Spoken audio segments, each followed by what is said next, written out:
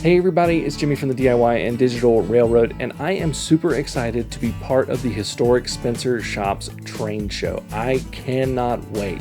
May 18th, I'm going to be giving a talk on YouTube and trains, but that's just a small part of everything that's going on that day. It is a big day for the North Carolina Transportation Museum in Spencer, North Carolina, which is, by the way, just kind of smack dab in the middle of the state, so a very central location.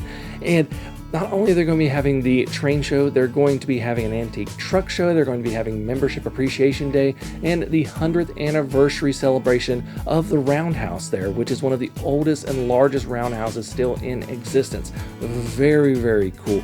Plus, you can do train rides there. They have a lot of old historic locomotives and passenger cars that you can do train rides and take a tour of the entire facility via rail. It is just such a cool place to go. If you are a train nut like me or a transportation nut, it is a must do if you're ever in the area. So I can't wait to see a lot of you guys there. I'm going to be there talking YouTube and trains in a presentation, and just it's a great day, and I highly recommend it. The Historic Spencer Shops Train Show and everything else that's going on there, May 18th and 19th. Hope to see you there.